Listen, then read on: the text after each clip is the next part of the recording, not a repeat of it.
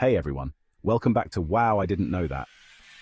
Today we're diving into 5 weird things in history that we were never taught in school. Trust me, you're going to want to stick around till the end because the last one is absolutely mind-blowing. But before we jump in, make sure to like, share and subscribe so you never miss out on our amazing content. Now let's get started. Alright, first up, did you know that Napoleon Bonaparte wasn't actually short?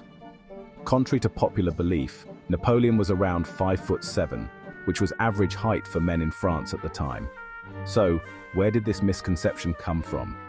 The myth of Napoleon's short stature likely arose from British propaganda, aiming to ridicule him.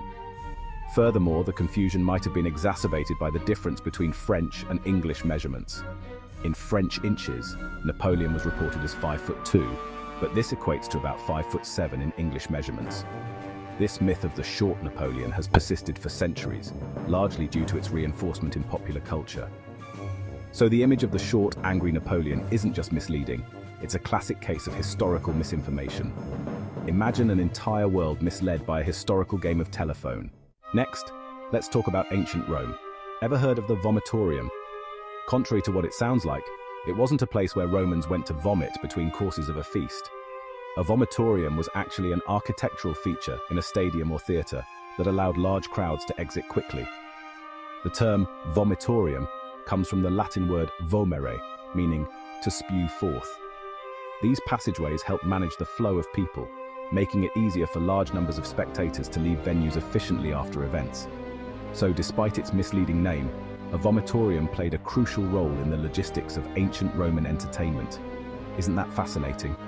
It's amazing how a simple misunderstanding of a word's origin can lead to a completely different and rather gross interpretation.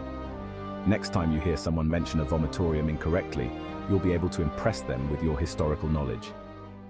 For our third fact, let's travel to medieval Europe. Did you know that in the Middle Ages, animals could be put on trial? That's right, animals were often brought to court and could be sentenced for their crimes.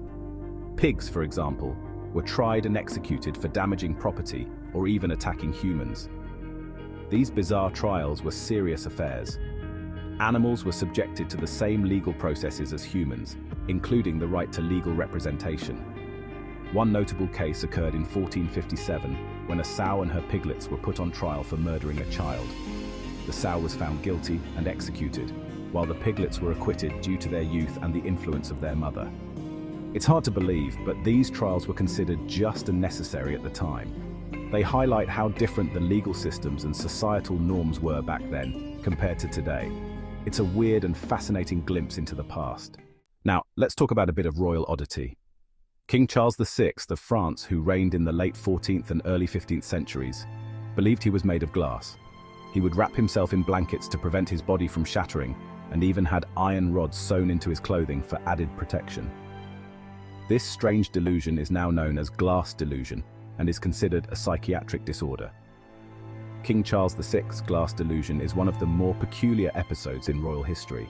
During his reign, his mental illness caused significant instability in France. He would refuse to let people touch him and would often sit still for hours to avoid breaking. This delusion was so powerful that it influenced his behavior and decisions as a monarch. It's a tragic and intriguing story, showing how mental illness was perceived and handled in historical contexts. It also gives us insight into the challenges faced by leaders dealing with personal struggles while trying to govern. And now, for the weirdest fact of all. Did you know that in the 19th century, people used to take photos of their deceased loved ones as if they were still alive? This practice, known as post-mortem photography, was a way to remember the dead and keep their memory alive. It sounds morbid today, but back then, it was a common and accepted practice. Post-mortem photography emerged during the Victorian era, a time when photography was expensive and not widely available. For many, these photographs were the only images they had of their loved ones. The deceased were often posed to appear as though they were sleeping or even participating in everyday activities. These photos serve as a poignant reminder of how people in the past dealt with grief and memory. Wasn't that fascinating? Post-mortem photography gives us a unique, if eerie, glimpse into the past and how people dealt with loss. It also shows the lengths to which people would go to preserve the memory of their loved ones. There you have it, 5 weird things in history that we were never taught in school. From Napoleon's height to post-mortem photography, history is full of strange and unexpected stories. If you enjoyed this video, make sure to hit the like button, share it with your friends, and subscribe to Wow, I Didn't Know That for more amazing content. And don't forget to click the bell icon so you never miss an update. Thanks for watching, and we'll see you next time.